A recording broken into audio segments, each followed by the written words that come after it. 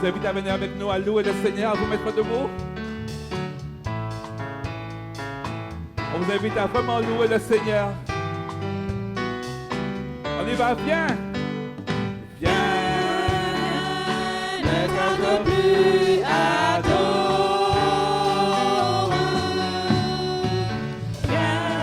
viens, ne tarde plus, donne ton cœur.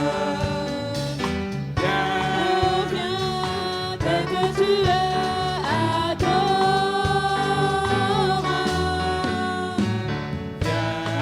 viens, tel que tu es devant ton Dieu. Viens. Alors, fais-moi la sang un jour.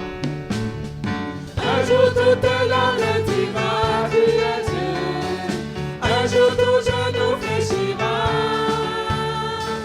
Mais lève tes oreilles pour ceux qui t'ont choisi dès aujourd'hui. Oh, viens. Viens, ne tarde plus, adorant. Viens. Ne tarde plus, donne ton cœur. Oh, viens. Oui, viens, ne tarde plus, adorant. Oh, viens. Oui, viens, tel que tu es devant ton Dieu. Viens. Un jour. Un jour ton genou fléchira, tu es Dieu. Un jour ton genou fléchira. Mais lève tes oreilles pour ceux qui t'ont choisi dès aujourd'hui. Un jour ton genou fléchira. Tu es Dieu. Un jour ton genou fléchira. Mais lève tes oreilles pour ceux qui t'ont choisi dès aujourd'hui. Viens. Viens, ne tarde plus, adorant. Oui, Viens. viens, ne tarde plus, donne ton cœur. Viens. Tel que tu es, adore. Viens. Tel que tu es, devant ton Dieu. Oh, viens. Viens. Alléluia. Nous sommes invités à venir pour la louange ce matin. Nous allons lire Actes, chapitre 16, à partir du verset 25. Vers le milieu de la nuit, Paul et Silas priaient et chantaient les louanges de Dieu, et les prisonniers les entendaient. Tout à coup, il se fit un grand tremblement de terre, en sorte que les fondements de la prison furent ébranlés. Au même instant, toutes les portes s'ouvrirent et les liens de tous les prisonniers furent rompus. Le geôlier se réveilla et lorsqu'il vit les portes de la prison ouvertes, il tira son épée et alla se tuer, pensant que le prisonnier s'était enfui. Mais Paul cria d'une voix forte, « Ne te fais point de mal, nous sommes tous ici. » Alors, le geôlier, ayant demandé de la lumière, entra précipitamment et se jeta tout tremblant aux pieds de Paul et Silas. Il les fit sortir et dit, « Seigneur, que faut-il que je fasse pour être sauvé ?» Paul et Silas lui répondirent, « Crois au Seigneur Jésus et tu seras sauvé, toi et ta famille. » Alléluia! La grandeur de notre Dieu, la bonté de notre Dieu dans les situations difficiles est le résultat de notre confiance en Dieu. La prière, la louange sont les résultantes de notre foi. Car sans la foi, nous ne pouvons pas lui être agréables. Car il faut que celui qui s'approche de Dieu croit qu'il existe et qu'il est le rémunérateur de ceux qui le cherchent. Alléluia. Notre foi en Dieu s'exprime par la prière et par la louange. Et ce matin, nous sommes ici. Chacun de nous, nous sommes venus pour exprimer notre foi, notre confiance, notre sérénité dans notre Dieu Tout-Puissant. Alléluia. Et quelles que soient les épreuves et les difficultés que nous traversons, nous savons que notre Dieu, il est tout-puissant. Il est tout-puissant. Seigneur, nous voulons te bénir. Nous voulons t'exalter ce matin. Parce que nous comprenons que la louange que nous allons faire monter vers toi est l'expression de notre foi envers toi. Et nous voulons, Père Saint, te manifester toute notre foi ce matin. Parce que nous avons cru. Crois au Seigneur Jésus. Crois au Seigneur Jésus et tu seras sauvé. Nous prenons, Seigneur, ces paroles pour nous ce matin. Que ces paroles puissent être le moteur de notre louange. Parce que nous savons que nous pouvons te faire confiance. Nous savons que nous pouvons croire en ce Dieu véritable que tu es. Béni soit ton nom pour ta grandeur. Béni soit ton nom pour ta puissance. Béni soit ton nom parce qu'il est grand. Il est au-dessus de tout nom. Alors, Père Saint, nous voulons ce matin nous approcher de toi. Dans un cœur louant, dans un cœur d'adoration, dans un cœur te glorifiant. Parce que nous croyons en toi. Béni soit ton nom. Que vraiment ce matin, chacun de nous, nous puissions être encouragés, exhortés, édifiés. Et que vraiment cette foi puisse grandir en nous. Et qu'elle puisse être totalement à toi et à toi seul. Au nom de Jésus, Amen. Notre Seigneur est merveilleux. Éternel, notre Seigneur, que ton nom est magnifique. Il est au-dessus de toutes choses. Et nous te bénissons, Seigneur, car tu es merveilleux. Ensemble, nous allons chanter Éternel, notre Seigneur, que ton nom est magnifique.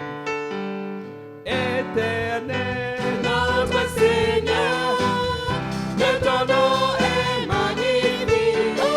Éternel, notre Seigneur, que ton nom soit glorifié par la bouche des petits. Tu déploies ta majesté, tu confortes tes ennemis par la force de ta bonté. Éternel, notre Seigneur, que ton nom est magnifique. Éternel, notre Seigneur, que ton nom soit glorifié. Quand je regarde le ciel, la beauté de l'univers, qu'est donc le mot éternel pour que tu le considères. Éternel, notre Seigneur, que ton nom est magnifique. Éternel, notre Seigneur, que ton nom soit glorifié. Façonné à ton image, de ta gloire couronnée, tu nous donnes en héritage tout ce que tu as fait. Éternel, éternel, notre Seigneur, que ton nom est magnifique. Éternel, notre Seigneur, que ton nom soit glorifié. Par la bouche des petits, tu déploies ta majesté. Tu convoques tes ennemis par ta force et ta bonté. Éternel, éternel, notre Seigneur,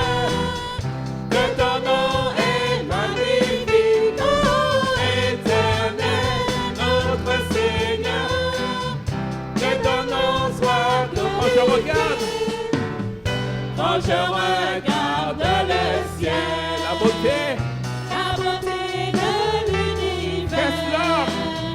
et ton beau éternel, Oh, pour que tu le considères éternel, notre Seigneur, que ton nom est magnifique, éternel, notre Seigneur, que ton nom soit glorifié, façonné à ton image, de ta gloire couronnée, tu nous donnes en héritage tout ce que tu as créé, oh éternel, notre Seigneur, que ton nom est magnifique, oh éternel, notre Seigneur, que ton nom soit donc éternel, éternel,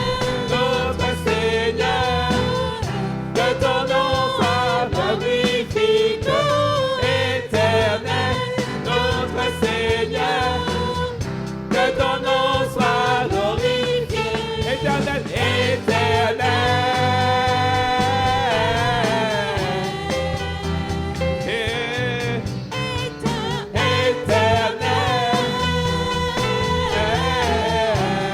une dernière fois, éternel,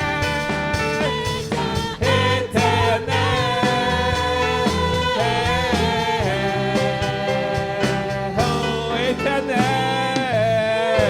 alléluia, nous glorifions le nom de notre Seigneur Jésus-Christ, car son nom est élevé, son nom est dessus de tout nom, qui se nomme sur la terre, dans les cieux et sous la terre.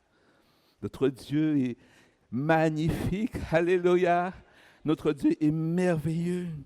Et nous sommes cet instrument, comme l'apôtre Paul, nous l'avons vu, cet instrument qui manifeste sa gloire. Et nous sommes cet instrument qui devra être debout. Quand les situations difficiles sont là, quand les problèmes que nous connaissons persistent, nous sommes dans la prison, nous sommes dans le cachot, nous sommes au fond du trou, du puits. Mais le Seigneur, par notre confiance en lui que nous exprimons par la prière et la louange, nous délivre toujours. Alléluia. Et nous devons être cette côte debout afin que nous puissions glorifier le nom de Dieu. Je vous invite vraiment à célébrer ce Jésus-Christ.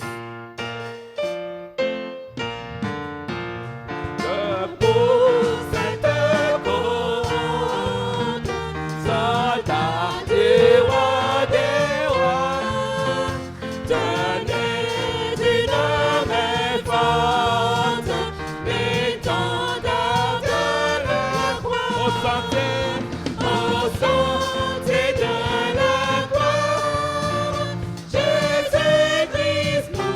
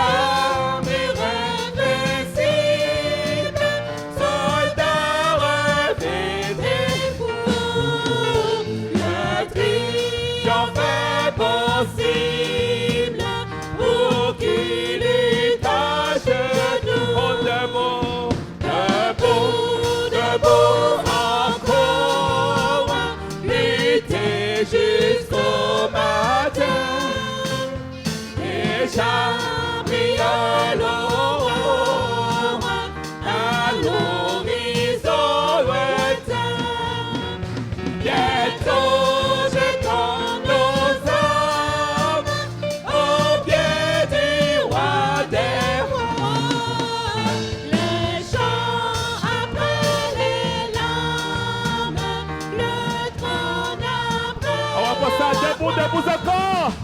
Debout, debout encore, lutter jusqu'au matin. Déjà brille l'aurore à l'horizon lointain.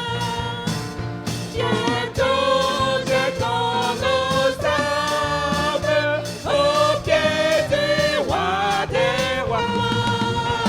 Le chant après les larmes, le ton après la croix. Oh, bientôt. Bientôt jetons nos armes au pied du roi des rois.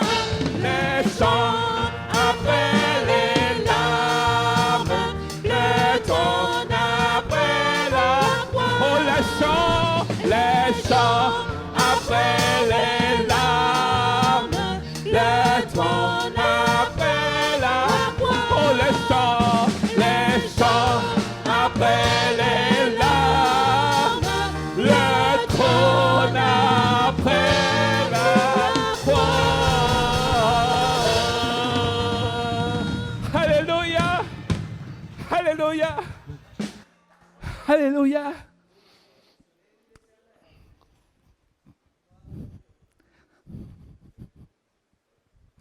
Notre foi en Jésus s'exprime par la louange.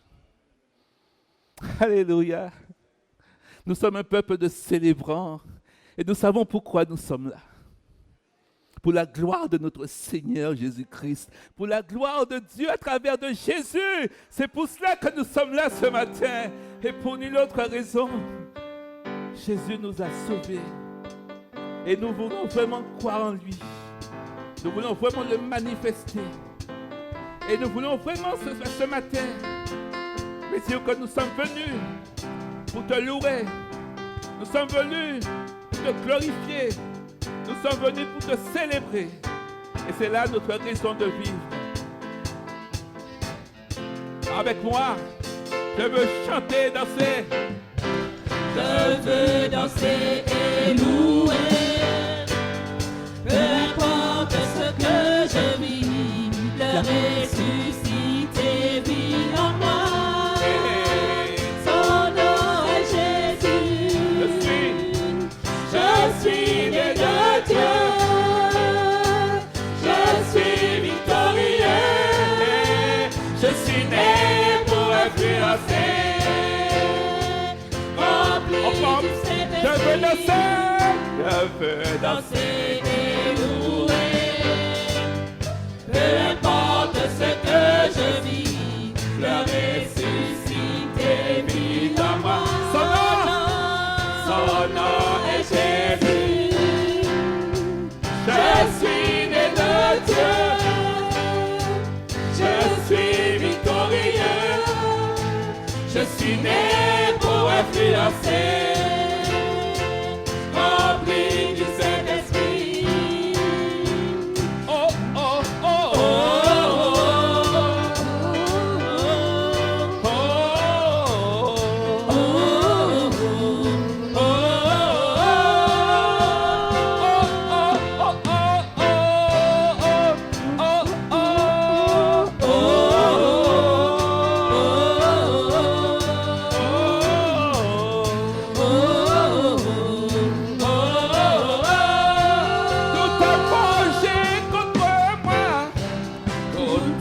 Forgé contre moi.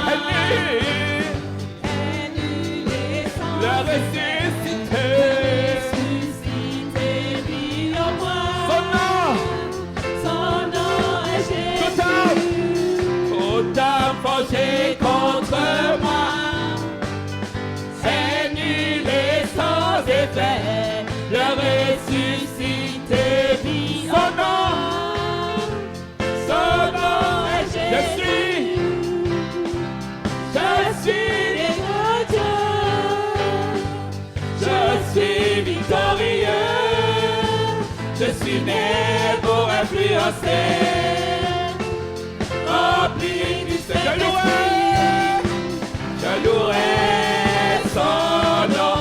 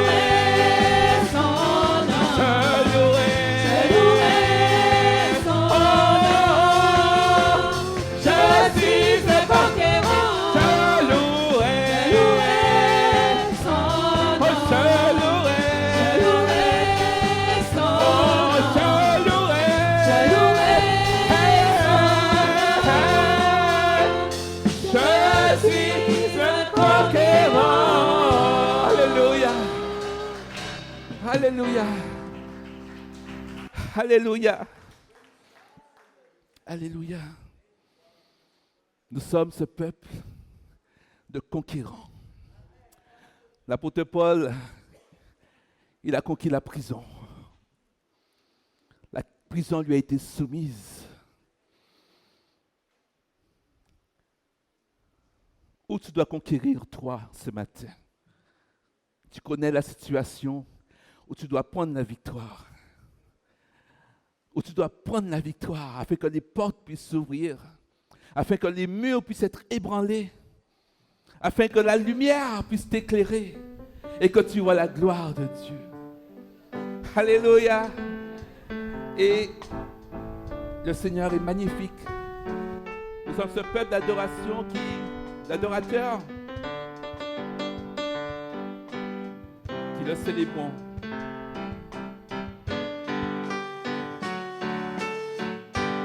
Pour tes bontés, dans ma vie, et ta grâce infinie, reçois ma louange.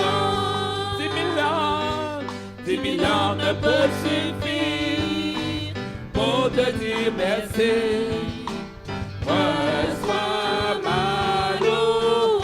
pour tes bontés dans ma vie, Pour tes bontés dans ma vie et ta grâce infinie, reçois ma louange. 10 000 ans, 10 000 ans ne peuvent suffire pour te dire merci. Reçois ma louange. oh toi qui connais, Toi qui connais les malades et qui fais toutes choses à merveille, reçois ma louange. toi qui connais mon cœur, Toi qui connais mon cœur, le Dieu de l'impossible, reçois ma on y va ensemble, que pourrais-je t'offrir? Que pourrais-je t'offrir, oh Jéhovah, toi qui as fait tant de merveilles pour moi.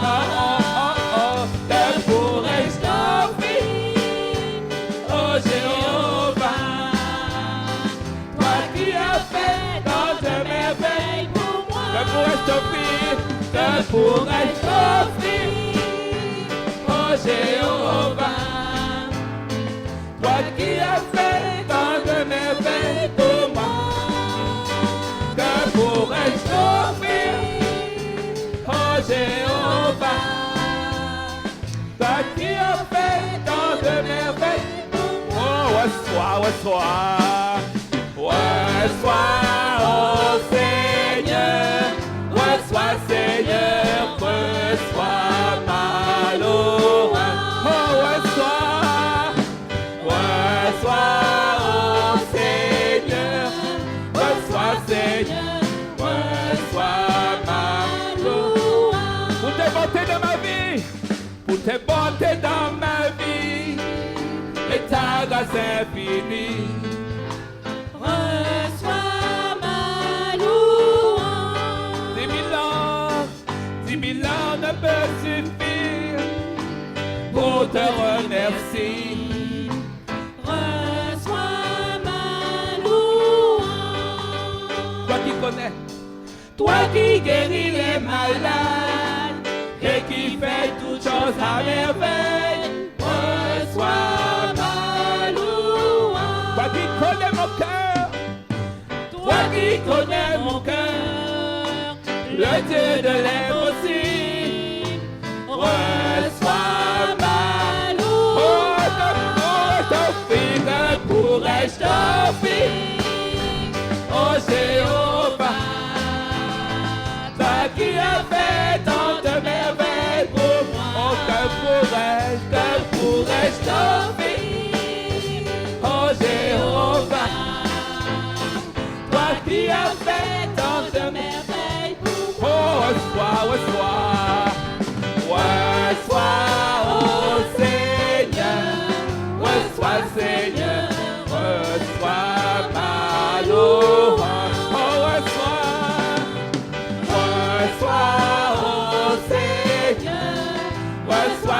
Seigneur, reçois ma louange.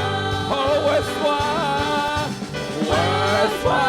oh Seigneur, reçois Seigneur, reçois ma louange. Une dernière fois, reçois, oh Seigneur, reçois Seigneur, reçois ma louange. Je crois que le Seigneur reçoit notre adoration ce matin comme un parfum de bonne odeur.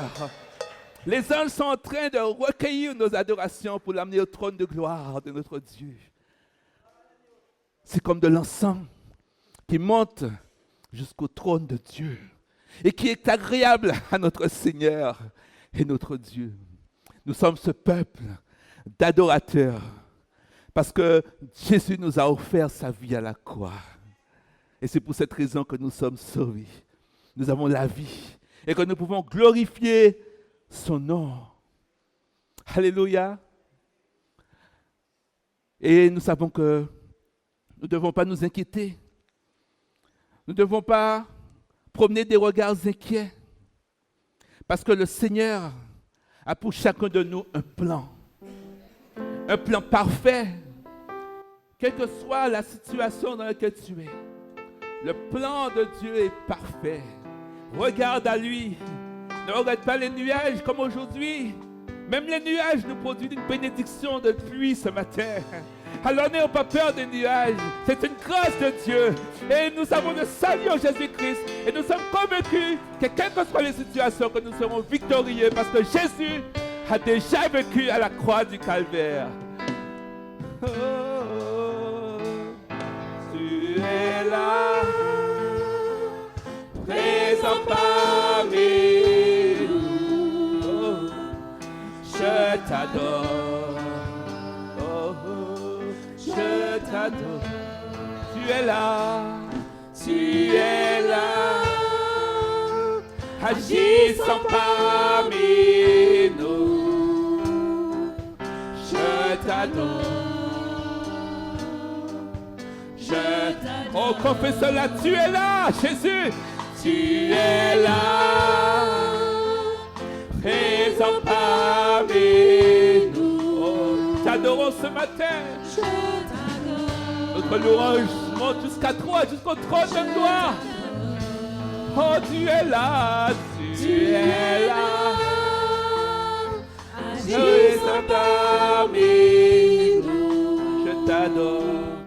Je t'adore, oh, je t'adore. Tu ferais le chemin, au Père des miracles. Tu tiens tes promesses, lumière dans les ténèbres. Mon Dieu, c'est ce que tu es. Tu ferais le chemin.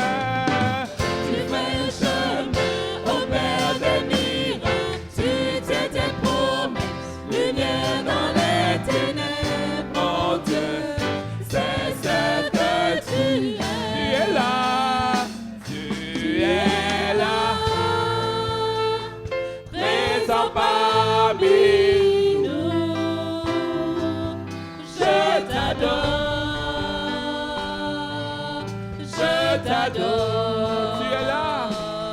tu es là, tu restaures les cœurs brisés. Oh, je t'adore, Seigneur, je t'adore. On reprend ça. Je t'adore. Tu es là, présente, tu es là. Présent parmi nous. Je t'adore. Seigneur, nous t'adorons ce matin. Je t'adore. Tu restaures nos cœurs brisés, Seigneur. Quand nous sommes, Seigneur mon Dieu, au fond du désert, ne voyons rien du tout venir, Père Saint. Nous avons notre louange qui peut monter jusqu'à toi. Et tu nous feras un chemin, Seigneur, de notre désert. Oh, tu fais un chemin au Père des miracles. Tu tiens tes promesses, lumière dans les ténèbres. Oh Dieu, c'est ce que tu es.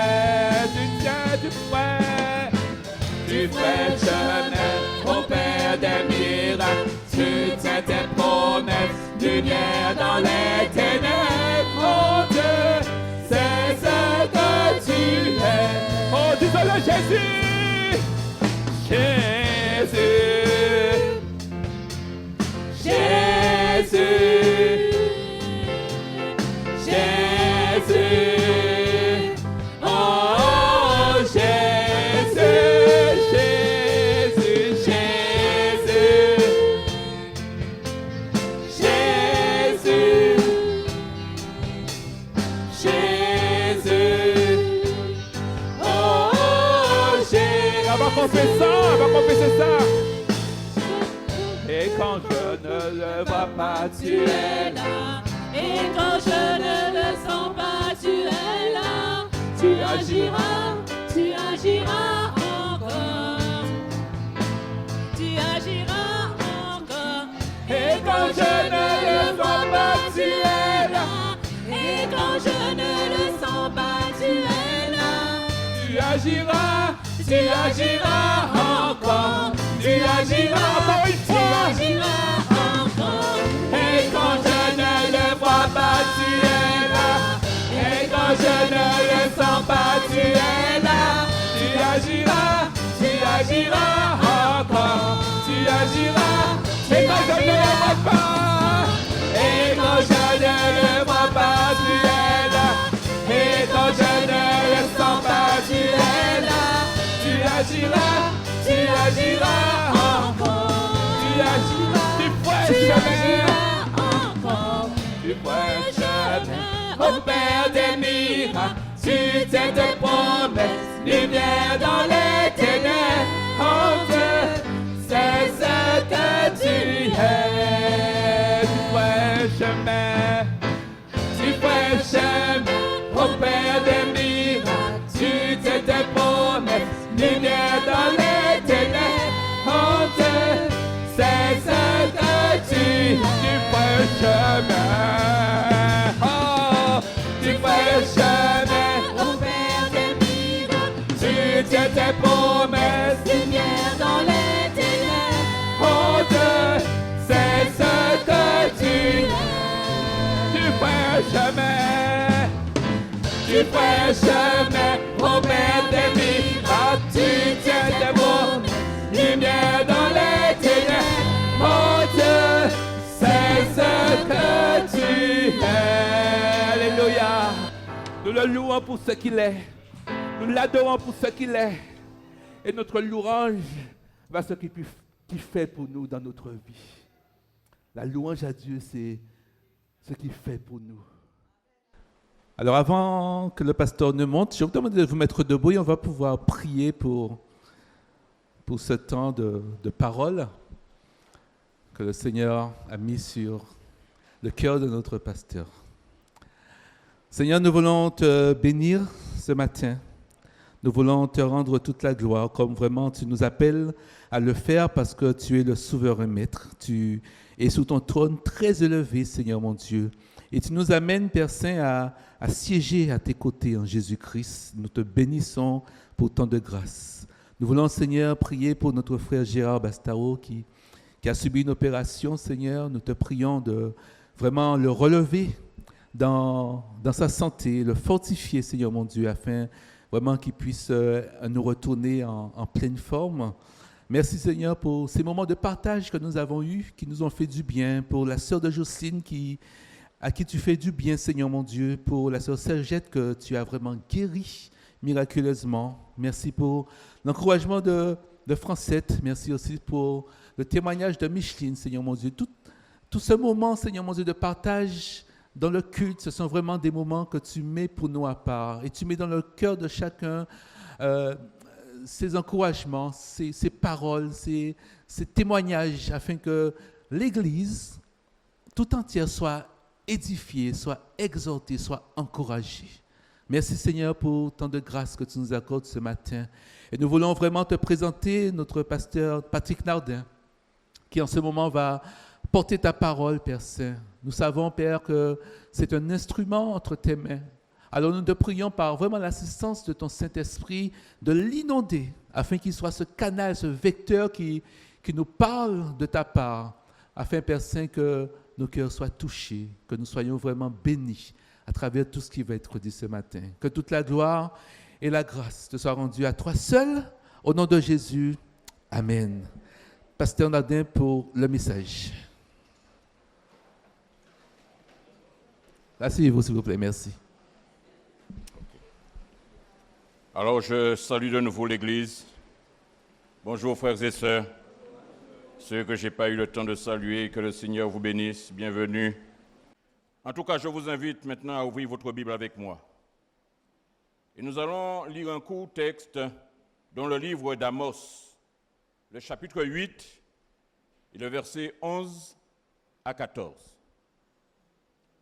Le livre d'Amos, chapitre 8, les versets 11 à 14.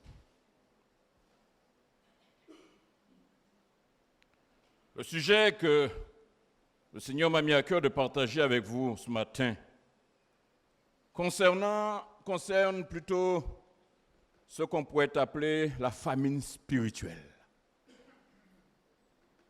La famine spirituelle. De ceux qui ont faim de Dieu, mais qui malheureusement n'ont pas compris que la situation dans laquelle ils vivent, eh bien, c'est un appel de détresse.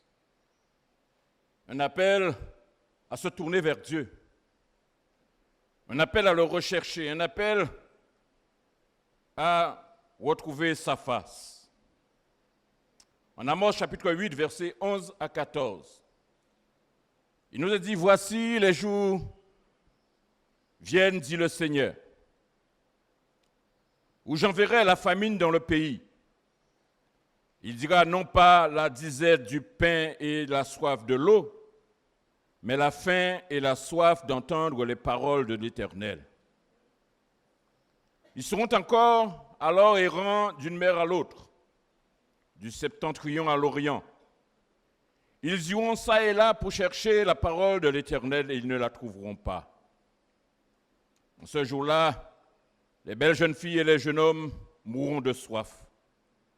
Ils jurent par le péché de Samarie et ils disent, va, plutôt viens ton Dieu, Dan, vive la voix de Beersheba, mais ils tomberont et ne se relèveront plus. Amen. Moi, je lis dans la version Sommer. 2 sondages ont été édités ces dernières années.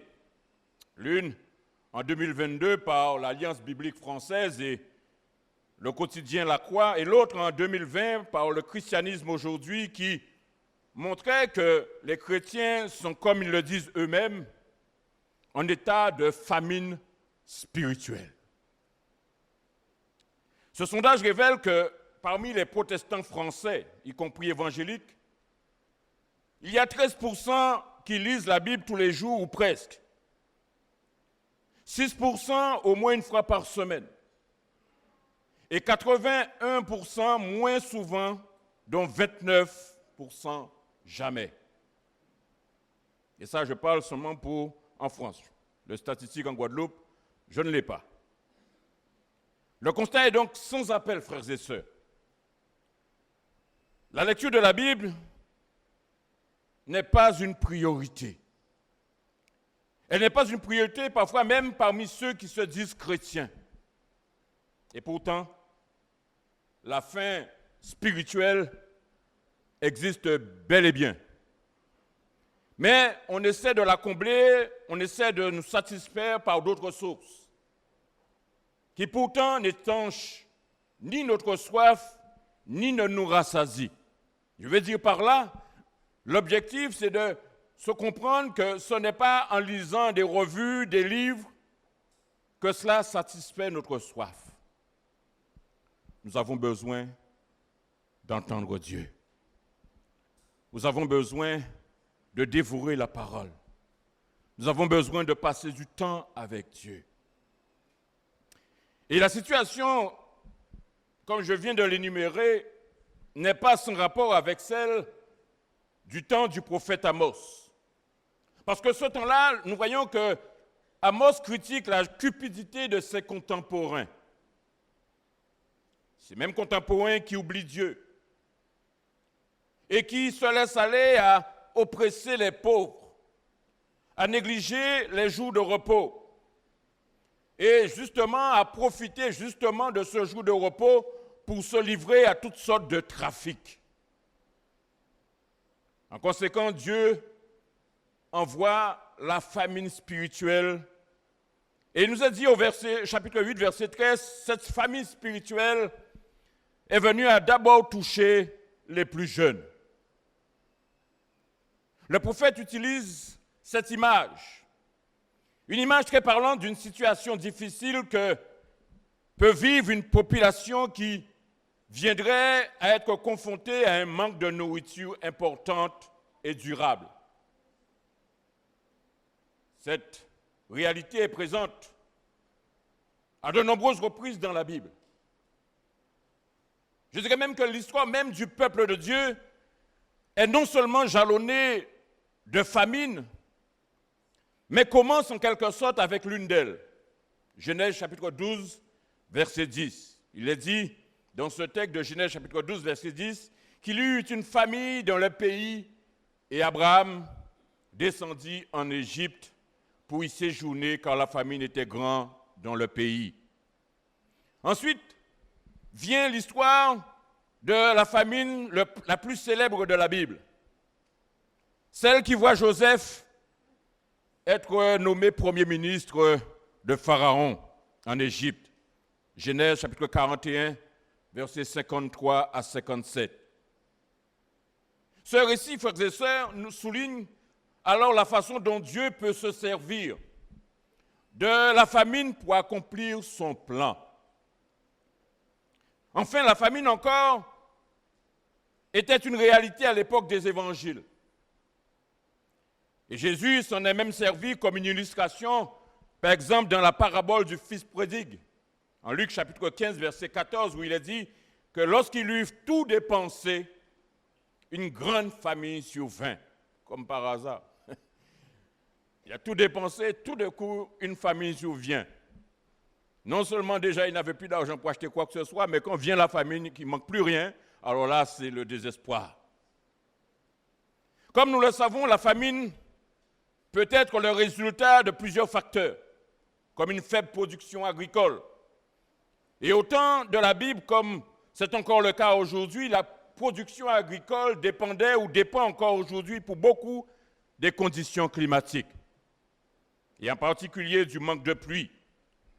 Par exemple, en 1 Roi, chapitre 18, versets 1 et 2, il nous a dit que la famine qui sévissait en Israël lors du règne d'Akab était le résultat de 3 années de sécheresse. Il peut être aussi la conséquence directe d'actes humains. Nous avons les guerres qui apportent bien souvent leur lot de malheurs et de souffrances, parmi lesquelles la faim. Dans le livre des Rois, il nous est rapporté le siège de Jérusalem par Nebuchadnezzar, en 2 Rois, chapitre 25, versets 1 à 7. Et il nous a dit que la population finit par ne plus avoir de quoi manger. Mais au-delà de ces explications assez logiques, la famine aussi revêt une autre dimension, une dimension beaucoup plus mystérieuse. Et à la lecture de la Bible, nous pouvons nous poser la question du rôle de Dieu par rapport à ces situations de détresse qui pourraient survenir et qui est survenue déjà dans les temps anciens et encore aujourd'hui. En effet, à plusieurs reprises, il est précisé que l'Éternel en était à l'initiative, et cela pour des raisons pédagogiques. Amos chapitre 4, le verset 6. En Amos chapitre 4, le verset 6, il nous est dit ceci.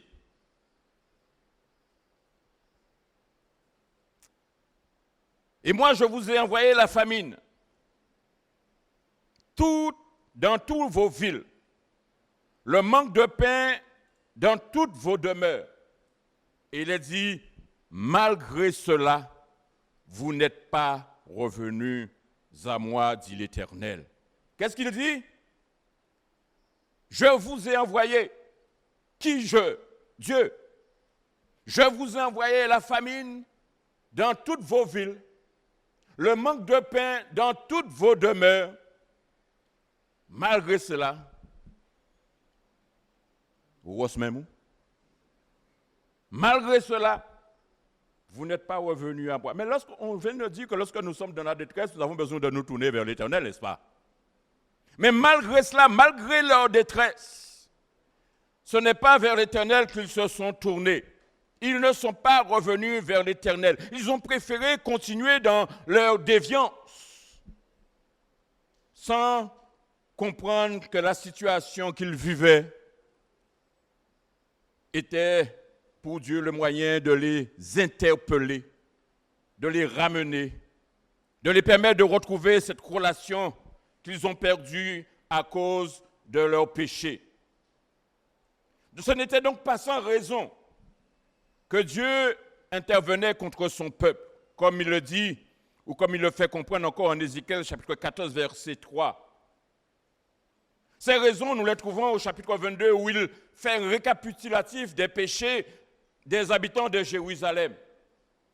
Puis il fait un réquisitoire, je dirais, imparable, contre toutes les classes de la société. Autrement dit, Dieu prend le temps d'énumérer tous les péchés qu'ils ont commis devant sa face. Mais enfin, il prend aussi le temps d'énumérer son jugement. Ézéchiel chapitre 22, versets 13 à 22. Dans le texte aussi de Jérémie, Jérémie chapitre 22, le prophète énumère 4 séries de péchés. Des péchés qu'ont commis le peuple. 4 séries de péchés. Il parle des péchés sociaux, chapitre 22, versets 6 à 7. Meurtre, mépris des parents, maltraitance des étrangers, oppression des faibles. Deuxième point, il parle des péchés cultuels. Versets 8 à 9. Mépris du sanctuaire, profanation du sabbat, calomnie, idolâtrie. Il parle ensuite d'autres péchés sociaux, corruption, usure, extorsion. Et le péché suprême, l'oubli de Dieu. Dieu prend le temps d'énumérer chaque cas afin que chacun qui l'entende comprenne son état. Parce que tant que nous n'avons pas compris notre situation, nous ne voyons pas le besoin de nous repentir, n'est-ce pas? Si nous ne sommes pas conscients d'avoir péché, nous ne voyons pas le besoin d'aller vers Dieu.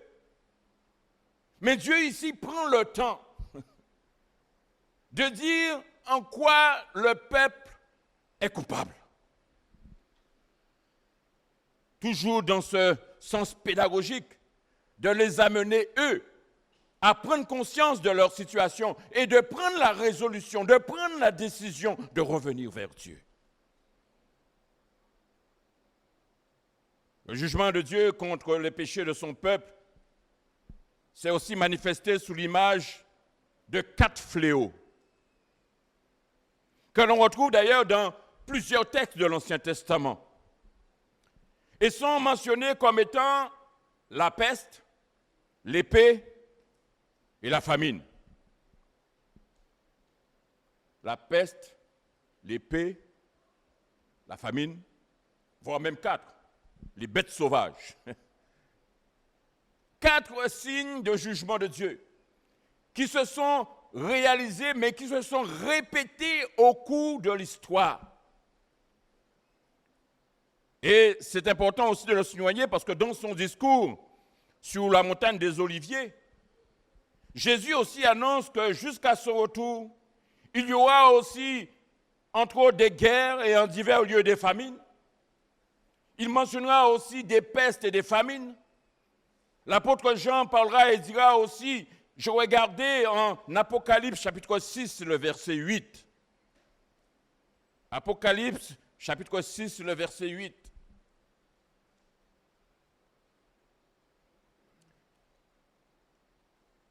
Je regardais, voici parut un cheval d'une couleur pâle. Celui qui le montait se nommait la mort et le séjour des morts l'accompagnait. Le pouvoir leur fut donné sur le quart de la terre pour faire périr les hommes. Par quoi? Par l'épée, par la famine, par la mortalité et par les bêtes sauvages de la terre. Il manque un quand même. Mais nous comprenons que cette réalité-là, eh bien, elle se reproduit et elle nous rappelle que le jugement de Dieu est toujours en cours. Tout cela pour permettre à l'homme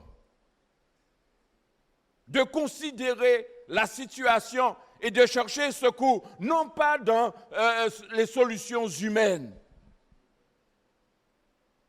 mais auprès de Dieu. Pour autant, est-ce que nous devons déduire qu'au travers de chaque famine, Dieu chercherait à éduquer son peuple ou à le punir à cause des fautes qu'ils auraient commises? Pas nécessairement. Parce que dans le Nouveau Testament, il nous est dit que bien des situations ont été vécues, mais que le peuple de Dieu n'a été affecté que par, je dirais, en conséquence. Il est question, par exemple, en Actes chapitre 11, versets 27 à 28, où il est dit, Actes chapitre 11, versets 27 à 28, en ce temps-là, des prophètes descendirent de Jérusalem à Antioche.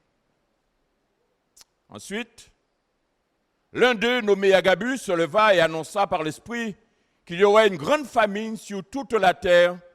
Elle arriva en effet sous Claude, autrement dit sous l'empereur Claude, l'empereur romain. Et comprenons bien que lorsqu'il parle sur toute la terre, il parle sur tout l'empire romain. Et Jérusalem et Israël étaient dans l'empire romain. Et la famine dont il est question ici, eh bien, est venue à atteindre Jérusalem. Mais à Jérusalem, il y avait des chrétiens. Il y avait des membres de l'Église ici qui, eh bien, ont été impactés par la famine. Ce n'est pas qu'ils ont fait quelque chose. Tout simplement, ils ont subi l'effet de cette famine qui s'était répandue à cause d'une moisson, à cause d'une récolte très faible. Donc tout le monde n'avait pas à manger. Et bien souvent, dans ce contexte-là, eh bien, ce sont les plus faibles, les plus malheureux, les plus pauvres, les plus démunis qui sont les premiers affectés. La famine, frères et sœurs, nous sommes conscients, est un drame. C'est une mort lente pour ceux qui en sont victimes. Et au travers des paroles du prophète Jérémie, eh bien, la Bible en reconnaît d'ailleurs assez justement l'atrocité. Il dira en Lamentation, chapitre 4 et le verset 9, « Mieux valait succomber victime de l'épée que mourir victime de la faim et dépérir affaibli par la disette. » Là, je lis dans la version de la Bible en français courant. Mais si je lis dans la question parole vivante, elle est encore plus claire. Il dira, il vaut mieux mourir à la guerre que mourir de faim, épuisé par manque de nourriture. Vaut mieux mourir à la guerre que de mourir de faim, pour montrer comment c'était difficile, c'était dur. C'était une mort lente. Tu viens de manger, mais tu ne sais pas quoi tu vas manger demain, et encore moins après-demain, et dans le jour après et le mois suivant. C'est une mort lente.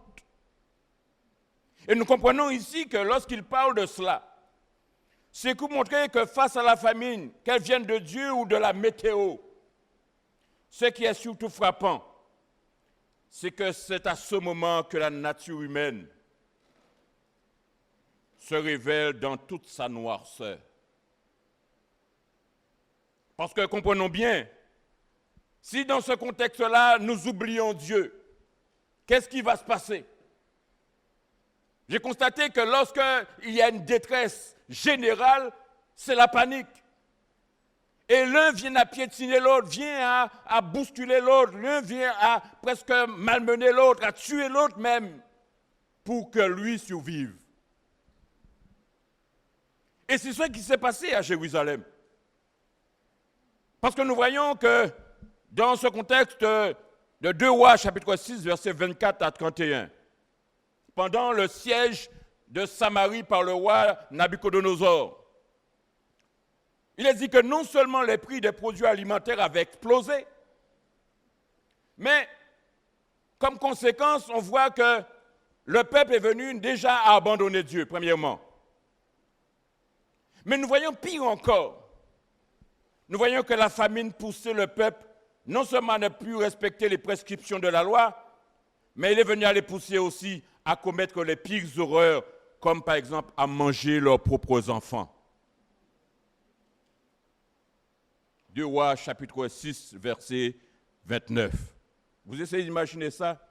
Quand je lisais ce texte, je me dis, wow! Parce que l'un se dit, ben, aujourd'hui c'est tard, demain c'est à moins. Demain, quand manger tard, aujourd'hui quand manger tard, demain quand manger tard, moins.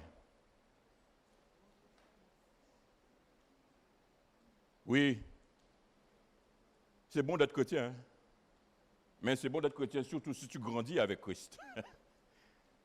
Parce que si tu es chrétien mais tu ne grandis pas avec Christ, eh bien comprenons bien que c'est bien souvent notre nature charnelle qui bien souvent prend le dessus et nous entraîne à commettre les pires horreurs, les choses abominables. Et nous avons besoin de veiller à cela, de faire attention à cela. Parce que j'aime à le dire souvent, étant dans ce monde, nous ne sommes pas à l'abri de quoi que ce soit. Le seul abri que nous avons, c'est Jésus. Le seul refuge que nous avons, c'est la protection de Jésus. Si tu demeures, je dirais, chétif en Jésus, il y aurait manger où? N'est-ce pas? Si tu demeures chétif en Jésus, il y aurait manger où?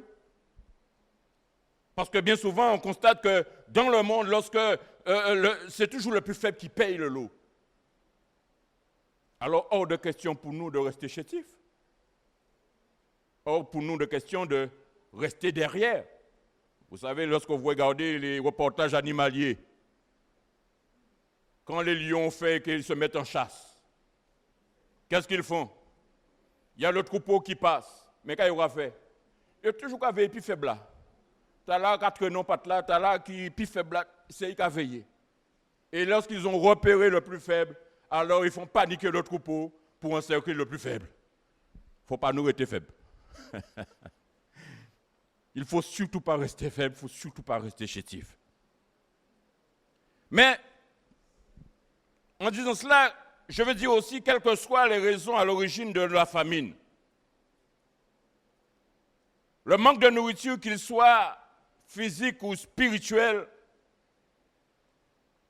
ce que cela nous apprend, c'est que nous dépendons de la seule grâce de Dieu. Le prophète Ésaïe, en Ésaïe chapitre 55, verset 10, nous dit ceci. Ésaïe chapitre 55, verset 10. Comme la pluie et la neige descendent des cieux et n'y retournent pas sans avoir arrosé, fécondé la terre et fait germer les plantes, sans avoir donné de la semence au semeur et du pain à celui, qu'est-ce qu'il dit? Qui mange. Parce que c'est une chose, la pluie et la neige tombent du ciel. Donc ils tombent à partir de là où siège le Seigneur et le Maître de toutes choses. C'est lui qui fait tomber la pluie et la neige. C'est lui qui arrose la terre. C'est lui qui rend fertile cette terre. C'est lui qui fait germer les graines pour nous procurer ce dont il nous faut pour semer et par la suite, eh bien, récolter. Pour nous nourrir, bien sûr. Si nous comprenons que c'est lui qui fait tout cela, vers qui penses-tu pouvoir te tourner pour avoir ce dont tu as besoin? Je me rappelle, ou on se rappelle de cette histoire avec Élie et les prophètes de Baal. Hein? Élie les a laissé un défi. Vous allez invoquer votre Dieu, moi je vais invoquer mon Dieu. Et on voit que ils sont passés du temps à invoquer leur Dieu sans avoir de réponse. Et lorsque Élie a invoqué l'Éternel, qu'est-ce qui s'est passé? Attends. Qu'est-ce qui s'est passé? La pluie est tombée. La pluie est tombée. Le feu aussi, oui, mais je veux dire que d'une manière générale, je parle de la pluie d'une manière générale, mais le feu est tombé pour consumer l'Holocauste, mais aussi nous comprenons bien que les éléments sont sous l'autorité de Dieu. Les éléments sont sous l'autorité de Dieu. C'est bon Dieu qui a fait pleuvoir, c'est bon Dieu qui fait en sorte que le cos l'a brûlé, c'est bon Dieu qui a fait en sorte que les choses soient ce qui sont selon sa volonté. Tout cela pour nous interpeller que c'est vers lui. C'est lui qui permet toutes ces choses, donc c'est vers lui. À l'image du peuple d'Israël, où nous voyons Moïse les exhorter à se tourner vers l'Éternel pour leurs besoins. S'il y a une image encore qui est très frappante, c'est que Dieu a amené son peuple dans le désert. Mais quand il y a un désert là, rien. Peut-être les lézards, mais pour attraper, ils sont babes. Il n'y a rien. Sur qui pense-t-il pouvoir compter pour manger? Bien sûr, on pourrait dire qu'au départ de l'Égypte, ils sont partis avec bien des choses, n'est-ce pas? Peut-être du parti avec abrit, mouton, bœuf. Mais quand tu sors de l'Égypte avec 3 millions de personnes, hommes, femmes, enfants, quoi que nous a ça qui durait longtemps. Et quand tu arrives maintenant dans le désert, tu ne peux plus compter sur rien d'autre que celui qui t'a amené là. Bien sûr, on voit que quelque part, ils n'ont pas compris ça parce qu'ils se sont pris à Moïse. Et Moïse s'est tourné vers Dieu pour dire, wow, Seigneur, ou bon, mon charge qui tourne, ou bon, moi. Ou n'y te répond responsabilité parce que moi, je n'avais pas assumé. Et Dieu a assumé. Dieu a assumé. Dieu leur a donné ce dont ils avaient besoin, de l'eau à boire, à manger, etc. Tout cela pour montrer et pour rappeler au peuple que Dieu est Dieu. Que c'est lui, votre Seigneur et notre Sauveur. C'est vers lui que nous avons besoin de nous tourner.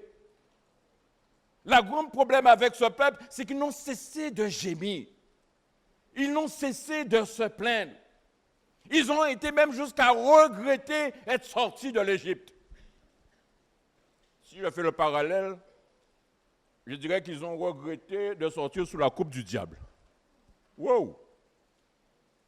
C'est pourquoi parfois on peut être tenté à revenir vers le diable, parce que parfois nous pouvons croire que c'est nous tellement bon. N'est-ce pas? C'est vrai ça?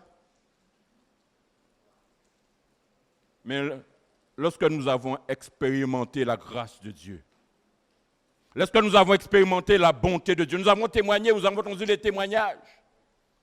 Lorsque nous avons expérimenté, lorsqu'on était au 36e dessous, c'est à ce moment-là que Dieu est intervenu dans notre vie pour apporter le secours que nous espérions. Dieu ne cesse de montrer sa grâce. Dans toutes les petites choses de la vie, Dieu est là et il intervient. Mais est-ce que nous en sommes conscients? On a tendance parfois à vouloir demander des choses extraordinaires à Dieu, mais on n'a même pas encore le temps de le remercier pour ce qu'il fait déjà chaque jour dans notre vie. Arrêtez de demander. Déjà commencez à rendre grâce.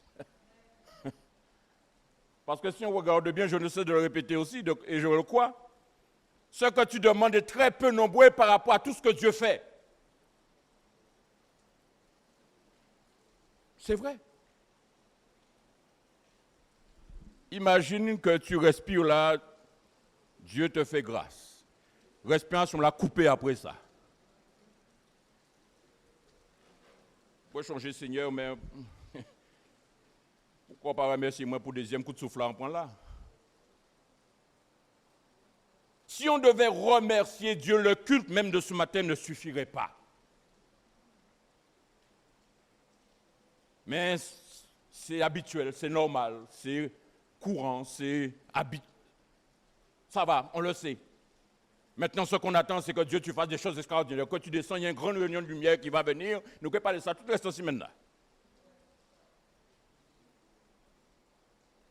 Apprenons à remercier Dieu pour déjà ce qu'il fait déjà dans nos vies. Aussi petit qu'il soit. Parce que si nous venons à manquer de ce petite chose qui est peut-être habituelle pour nous, qui j'en détruit ça que grand?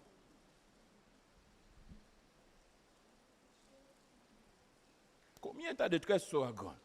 Nous avons besoin de prendre conscience de la valeur des petites choses que Dieu fait dans nos vies. Bienvenue, ma petite sœur, pour 2 ans passés. Et nous pouvons dire, bon Dieu, merci parce qu'il ramène vers nous. Mais je veux dire qu'il y a tellement de choses pour lesquelles nous pouvons remercier le Seigneur. Nous n'avons pas de temps. Parce qu'on a un programme, on a une logique. Il faut tracer la route. Mais il faut s'arrêter aussi. Il faut s'arrêter aussi. Et rendre grâce. Rendre grâce pour ce que Dieu fait. Le psalmiste dira aussi au psaume 107, verset 5. Au psaume 107, verset 5.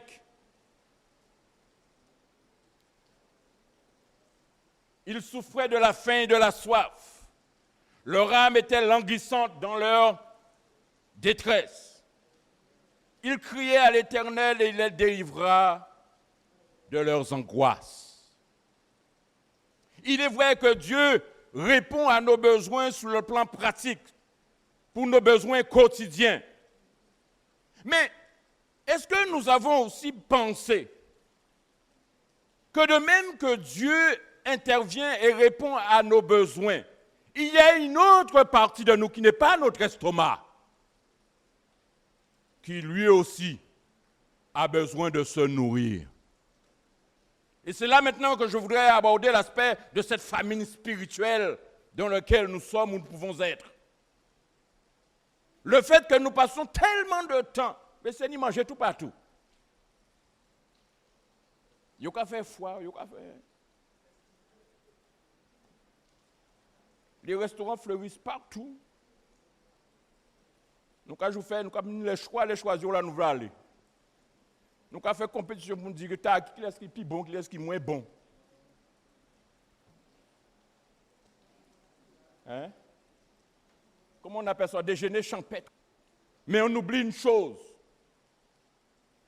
C'est que si ton ventre a besoin d'avoir des aliments pour te tenir debout, il y a une autre partie de toi qui a besoin aussi de se nourrir et c'est ton âme. Et manger pas remplir ça. La seule chose qui rassasie ton âme, c'est la présence de Dieu en toi. La nourriture, c'est la parole de Dieu. C'est la seule chose qui le rassasie. Et comme je l'ai dit en introduction, le sondage montre que c'est l'une des choses que nous négligeons le plus. C'est l'une des choses que le peuple de Dieu même parfois néglige. Cette faim profonde, frères et sœurs, qui nous tenaille, c'est aussi parfois pour nous rappeler que notre âme aussi a faim de Dieu. Ce n'est pas ce que nous mettons dans notre bouche qui rassasiera notre âme. Mais ce contexte, c'est seulement Dieu qui peut nous rassasier. Jésus répondra au diable qui lui proposait de vérifier qu'il était bien le Fils de Dieu en mangeant en changeant une pierre en pain. En Matthieu chapitre 4, verset 4, il lui dira, l'homme ne vivra pas de pain seulement. Ça veut dire qu'on peut manger pain, mais pas ça seulement, mais de toute parole. Amen. Une phrase simple, hein? Il n'y a rien de compliqué là-dedans. L'homme ne vivra pas de pain seulement, mais de toute parole qui sort de la bouche de Dieu. Qu'est-ce que cela nous fait comprendre? Si vous avez changé, rempli ventao, changé, rempli namao. C'est ça qu'il veut dire.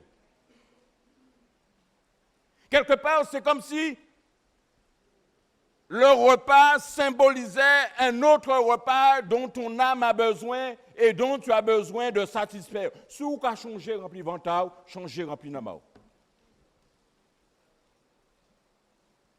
Parce qu'il y a un déséquilibre, n'est-ce pas? Il y a un déséquilibre.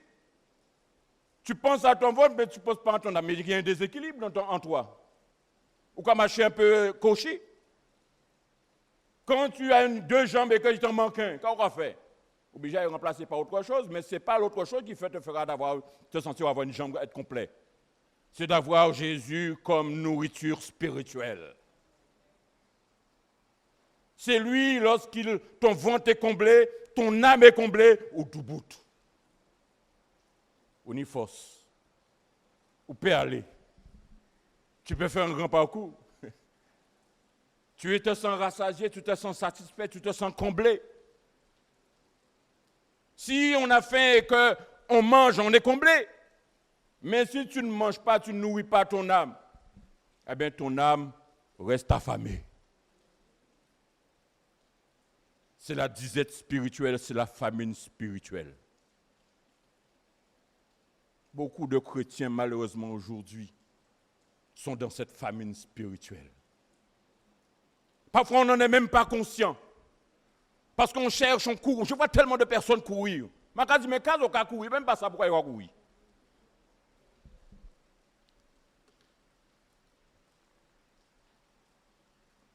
Il va même ça, pourquoi il va courir? Et même si vous dites, arrêtez de courir, il y a tellement d'emballants que vous même pas voir qui j'en peux arrêter.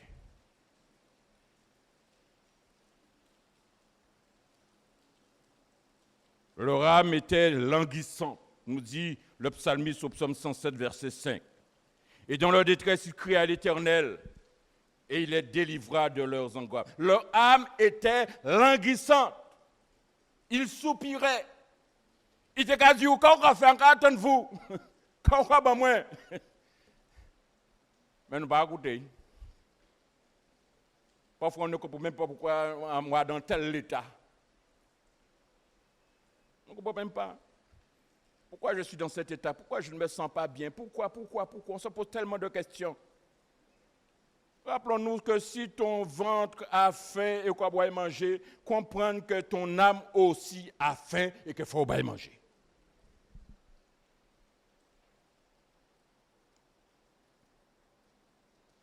La réponse de Jésus au diable doit attirer notre attention concernant un besoin vital. Et cette citation de Jésus, en Matthieu 4,4, Jésus ne l'a pas dit comme ça.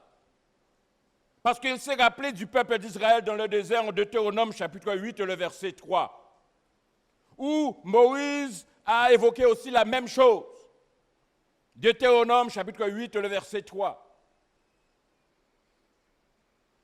Il t'a humilié, il t'a fait souffrir de la faim, et il t'a nourri de la manne que tu ne connaissais pas et que n'avaient pas connu tes pères, afin d'apprendre que l'homme ne vit pas de pain seulement, mais que l'homme vit de tout ce qui sort de la bouche de l'Éternel. C'est un message qui a traversé les siècles. Et c'est un message que Jésus aussi reprend pour mettre en évidence aujourd'hui ce besoin profond de l'homme, du chrétien, celui que son âme, dans la détresse, ou quand tu te trouves dans la détresse, la première chose qui commence à crier, commence à manifester son besoin, c'est ton âme. N'oublions pas une chose, frères et sœurs. Notre corps est lié à la terre, mais notre âme est liée à Dieu. Si nous pensons à nos besoins pratiques, physiques, n'oublions pas que nous avons aussi des besoins d'ordre spirituel. Et c'est seulement lorsque nous faisons un cœur à cœur, un tête-à-tête avec Dieu, lorsque nous prenons le temps de lire notre Bible, lorsque nous prenons le temps d'étudier, lorsque nous prenons le temps de méditer la parole de Dieu, c'est là où nous nourrissons notre âme. Il faut arrêter des chrétiens malheureux, des chrétiens chétifs. Parce que la réalité, c'est bien souvent ce que nous constatons. On demeure chétif. On demeure des personnes affamées alors que nous n'avons bon Dieu qu'à tout ça au besoin. Comment un chrétien peut être malheureux, chétif, dans la détresse, dans l'angoisse, alors que Dieu est celui qui pourvoit et qui veut pouvoir pour toi? Mais ça n'est pas logique. Ce n'est pas normal. Il y a quelque chose qui manque. Il y a quelque chose qu'on a oublié. Pourquoi vous êtes chrétien alors? Si c'est pour jamais m'offrir dans le monde et pour venir à l'église, pourquoi m'offrir toujours? On est appelé à aller de l'avant, on est appelé à grandir, on est appelé à... Parce que quand tu manges, quand tu donnes un bébé, le repas à un enfant, c'est pour lui permettre de grandir, c'est pour lui permettre de se développer. Et nous voyons que Jésus lui-même dira que ma nourriture, ce n'est pas de faire la volonté de celui qui m'a envoyé d'accomplir son œuvre. Ma nourriture, dit-il.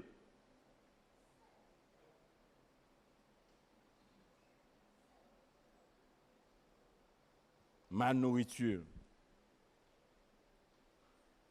Alors, si nous revenions à ce texte de Matthieu chapitre 4, verset 4, l'homme ne vivra pas de pain seulement, mais de toute parole qui sort de la bouche de Dieu.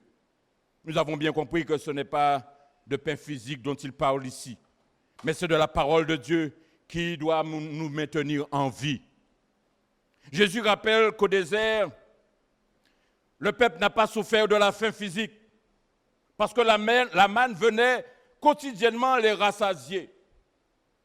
En revanche, ils avaient oublié qu'ils devaient obéir à la parole de l'Éternel. Et à cause de cela, il nous a dit qu'une génération est morte dans le désert. Combien de chrétiens sont morts en désert là? Wow! Il y a combien qui sont maintenant leurs cadavres quelque part, excusez-moi l'expression, mais gît dans le désert?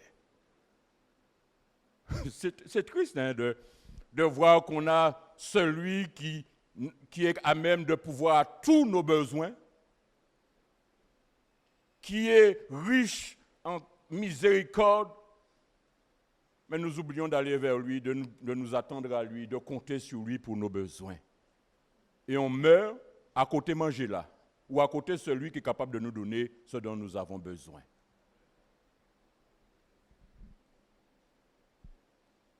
L'apôtre Pierre pouvait dire en 1 Pierre chapitre 2, versets 2 à 3.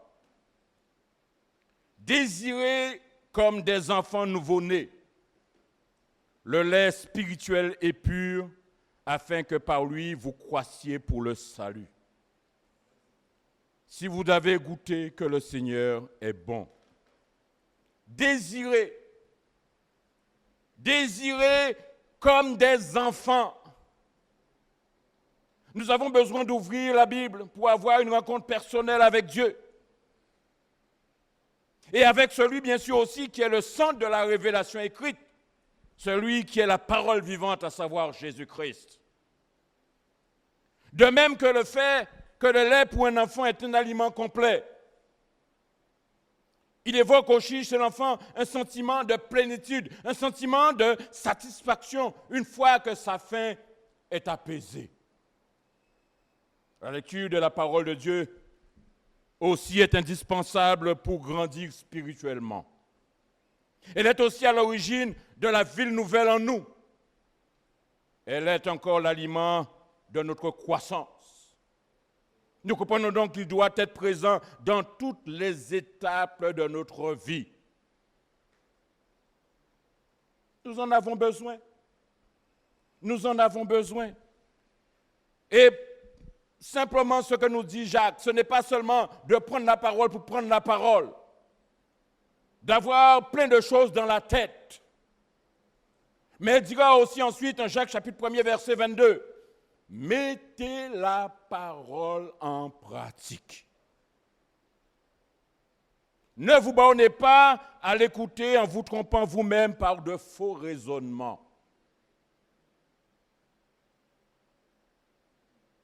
Ne nous contentons pas simplement de dire que je suis fort en théologie ou en doctrine et que je connais même la Bible, je peux le réciter depuis Genèse jusqu'à l'Apocalypse. C'est bien? Mais ce n'est pas suffisant. Parce qu'après, la parole est vivante. Elle doit prendre vie en toi. Elle doit découler par des actes qui vraiment reflètent la vérité. Comment pourrais-tu me dire que tu as la parole de Dieu, tu es chrétien, mais frère ou c'est à mort à côté ou à tourner dos? Qu'est-ce que tu vas simplement dire? Tu es à plein, mais tu es au vide. Tu es à plein, mais tu es au vide. C'est ce que tu vas dire? Donc, ta tête est pleine de la parole de Dieu, mais ton cœur est vide de Dieu, de la compassion, de tout ce qui caractérise Dieu lui-même. Tu ne peux pas être à moitié rempli. Tu dois être complètement rempli. C'est ce dont le Seigneur attend de nous. Mettez en pratique la parole. Ne nous bornons pas à l'écouter. Ne nous bornons pas à faire de faux raisonnements. Parce qu'on comprend bien que c'est la pratique qui traduit ce que nous savons. Je le répète, c'est la pratique de notre vie chrétienne qui témoigne que ce que nous savons, c'est bien ça. Si vous ne pas mettez en pratique, ta tête sera pleine, mais tu ne sauras jamais si ce que tu fais est bien ça. Ainsi, nous comprenons bien que ce que le Seigneur dira. Jean chapitre 6, versets 32 à 35.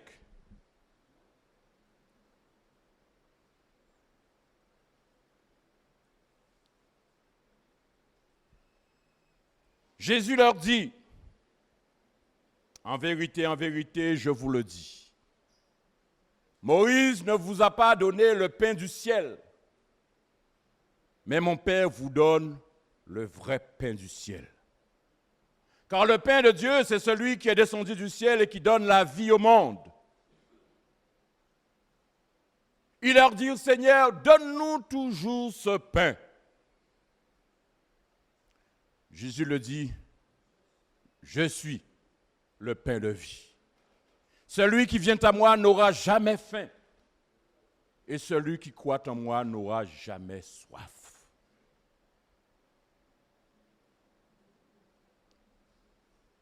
Celui qui vient à moi n'aura jamais faim. Faim de qui? Pas manger pour remplir ventre, hein? Mais celui qui vient à Jésus n'aura jamais faim. Et celui qui croit en moi n'aura jamais soif. Non seulement il peut te rassasier, mais il peut te désaltérer complètement.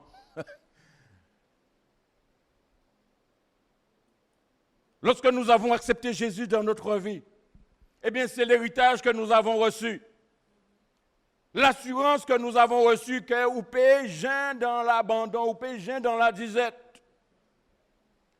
Non seulement nous comprenons que Dieu pourvoit à tes besoins physiques, mais nous comprenons que si tu t'accroches à Dieu, tu te nourris de Dieu, eh bien non seulement il sera fidèle dans les choses pratiques, mais il sera à tes côtés pour t'assurer que tu sois pleinement comblé. Ce matin, s'il y a de ceux parmi nous qui sont là, mais qui se sentent vides, qu'ils cherchent, qu'ils réfléchissent, qu'ils ne savent pas pourquoi je suis ou je me sens dans telle situation. Pourquoi on a senti un vide comme ça? Pourquoi on n'a pas senti moi, on n'a pas jamais content? Pourquoi est-ce qu'on veut toujours plus? N'a pas crié.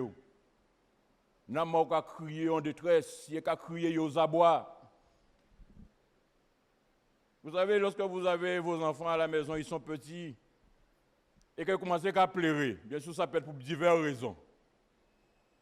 Mais bien souvent c'est parce qu'ils font aussi. Et quand on fait? On peut dire pas de manger. Hein? Vous pouvez faire ça, il faut, mais il faut bailler parce qu'il faut calmer l'estomac. comment Dieu serait-il à même de rester indifférent quant à nos besoins? Si nous sommes ses enfants, la promesse de Dieu, c'est qu'il est avec nous pour pouvoir aussi à nos besoins, tant sur le plan physique, mais nous comprenons aussi que la réalité sur le plan spirituel va aussi de même que sur le plan physique. Ce que je comprends dans ce texte, ce que Jésus dit en Matthieu chapitre 4, verset 4, c'est que si mon âme n'est pas rassasiée, même si elle remplit 20 ans moins, en pas en rassasié toujours.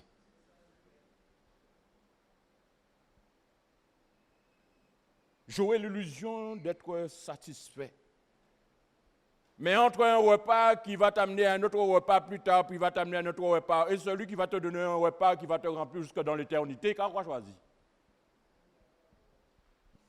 Mais quand tu as notre Seigneur qui est quand même de pouvoir te rassasier au-delà de tout ce que tu pourrais espérer, alors nous comprenons que nous avons besoin de nous tourner vers lui. En Jean encore, chapitre 6, versets 50 à 58, nous n'allons pas faire toute la lecture. Il nous invite à manger sa chair et à boire son sang. Parce que pour être rassasié, nous avons besoin de manger sa chair et de boire son sang. Que voulait dire Jésus par là, manger sa chair et boire son sang? Ce que nous mangeons, nous l'assimilons, n'est-ce pas? C'est-à-dire que cela devient partie intégrante de nous-mêmes. Ce que nous buvons pénètre dans toutes les fibres de notre être, n'est-ce pas? La chair et le sang du Christ, eh bien, est appelé à constituer ce qui est important pour notre vie physique comme pour notre vie spirituelle. Le sang qui a été répandu nous parle de sa mort sur la croix. Et l'apôtre Paul expliquera que Jésus n'est pas seulement mort pour nous, mais que nous sommes aussi morts avec lui, pour que sa vie puisse se manifester dans notre corps. Ainsi, manger sa chair et boire son sang signifie donc mourir avec Christ pour vivre de sa vie. Faire nôtre sa mort pour qu'elle pénètre toutes les fibres de notre être intérieur et y fasse mourir les tendances de notre nature charnelle, afin que la vie de Jésus puisse transparaître au travers de la nôtre par son esprit vivant en nous. Ma chair, dira-t-il au verset 55 de notre texte, ma chair est vraiment une nourriture, dira-t-il. Wow! Bon, c'est vrai que lorsque les pharisiens ont entendu ça, ils doivent dire, est-ce qu'ils croient pour nous pour cannibales? Mais nous comprenons bien que ce que Jésus veut dire ici, il veut dire ici que nous avons besoin de l'assimiler. Nous avons besoin de faire un avec lui. Et cela a commencé lorsque nous sommes passés par les eaux du baptême, lorsque nous avons accepté Jésus dans notre vie. Nous nous sommes identifiés à lui dans sa mort et dans sa résurrection. Mais ça ne s'arrête pas là, puisqu'après cela, eh bien, nous avons besoin de continuer, pour continuer à grandir, de nous nourrir de lui. Et nous nourrir de lui, c'est nous nourrir de sa parole, parce qu'il est la parole incarnée. Celui qui veut vivre éternellement, nous dira-t-il, mange ma chair et bois mon sang. Pas seulement pour un temps limité, mais permettre aussi que l'éternité soit intégrée dans notre vie présente. Ça va tellement loin, c'est tellement fort. Et nous avons besoin de le voir dans son aspect véritable. Il nous rappelle encore, pour finir, que manger et boire sont des actes volontaires par lesquels nous nous approprions ce qui jusque-là était extérieur à nous pour nous l'assimiler, afin que cela devienne une partie de nous-mêmes. Par cet acte, l'objet de notre foi devient partie intégrante de nous-mêmes. Jésus fait partie intégrante de nous-mêmes. Parce que ce n'est pas seulement au travers de la scène que nous rappelons que nous sommes un avec lui, mais chaque jour au travers de sa parole, nous nous nourrissons de lui. Nous nous accordons avec lui. Nous marchons avec lui. Il est là présent à nos côtés pour nous encourager, pour nous édifier, pour nous écouter. Sachant que lui-même déjà sait quels sont nos besoins. Mais quand il sait déjà quels sont nos besoins, il l'a déjà préparé. Vous ne pouvez pas arrêter mon faim. Vous ne pouvez pas arrêter mon faim. Alors je vous inviterai à vous incliner un instant.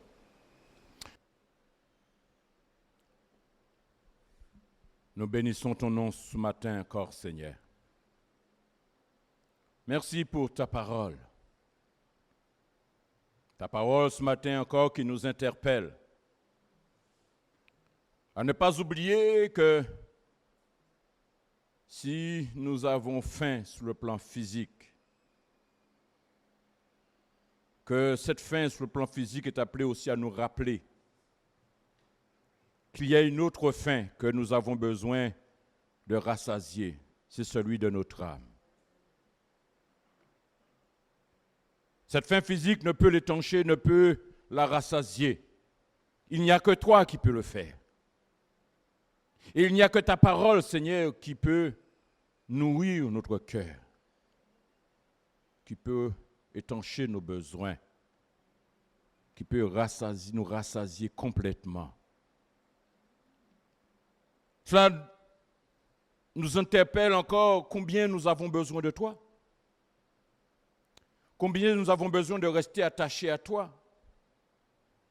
Parce que ta mort et ta résurrection avaient pour but de nous reconnecter avec Dieu, de retrouver cette relation perdue par le péché dans le jardin d'Éden, de nous permettre, Seigneur, de renouer cette relation, cette intimité qui a été perdue, parce que nous avons tellement perdu. Et ton amour aujourd'hui, à travers ton Fils, a pour but, Seigneur, de nous permettre de retrouver cette relation, cette communion que tu désires tant. Parce que ton désir, c'est qu'en renouant cette communion, cette relation, eh bien, c'est aussi afin de rassasier notre âme affamée. Afin de nous donner ce dont nous avons besoin. Parce que ce dont nous avons besoin, et qui est appelé à avoir une portée dans l'éternité, est ce qui est essentiel pour nous. Oui, parce que Seigneur, au-delà de cela, au-delà du fait que nos cœurs sont rassasiés, notre âme est rassasiée, tu es celui aussi qui parle de manière naturelle pour voir aux besoins de nos corps. Et nous avons besoin de cela. Mais tu nous rappelles que nous avons plus besoin, c'est que la relation avec toi grandisse. Cette relation soit nourrie, cette relation soit optimale. Cette relation soit fervente, cette relation soit bouillonnante. Parce que combien nous serons déjà bien, même si nous n'avons rien dans le ventre, mais combien nous serions bien. Combien nous serons heureux, nous ne nous inquiéterons peut-être même pas de notre ventre qui crie famine.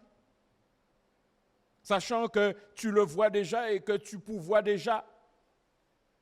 Alors merci encore pour ta parole ce matin qui nous permet de repositionner notre vision, notre besoin. Parce que notre besoin premier selon toi, comme le dit encore Jésus en Matthieu 4,4, ce n'est pas de pain seulement, mais de toute parole qui sortirait de la bouche de l'Éternel. De toute parole qui sortirait de la bouche de l'Éternel. Et combien nous avons besoin de recevoir toutes ces paroles qui vont nous rassurer, qui vont nous combler, ces paroles qui vont répondre à des questions que nous nous posons depuis bien longtemps, des questions qui vont permettre de pouvoir vraiment étancher, de pouvoir nous rassasier, de pouvoir nous combler, de pouvoir nous faire sentir bien. Comme lorsque nous mangeons et que nous avons faim et que nous mangeons, combien nous nous sentons bien après cela? Combien nous nous sentons revigorés? Nous nous sentons prêts encore à repartir parce que nous ne sommes plus avides. Et combien encore aujourd'hui, en tant que chrétiens, en tant qu'enfants de Dieu, nous avons besoin aussi de toi pour permettre que nous soyons comblés, rassasiés. Et ça, tu veux le faire au-delà de toute mesure. Mais tout dépend de nous. Parce que nous comprenons que l'apôtre Pierre dira désirer. Désirer, c'est vouloir, c'est tendre, c'est aspirer, c'est vraiment faire le nécessaire pour pouvoir recevoir ce dont nous avons besoin et que nous considérons comme étant un besoin essentiel. Dans la vie, nous avons besoin de tellement de choses et pour cela nous travaillons pour combler ces besoins. Et combien aussi nous avons besoin de toi, Seigneur, encore ce matin.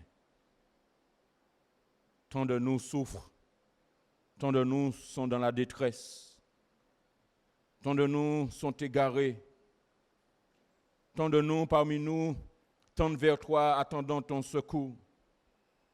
La détresse, c'est si palpable, si visible parmi nous.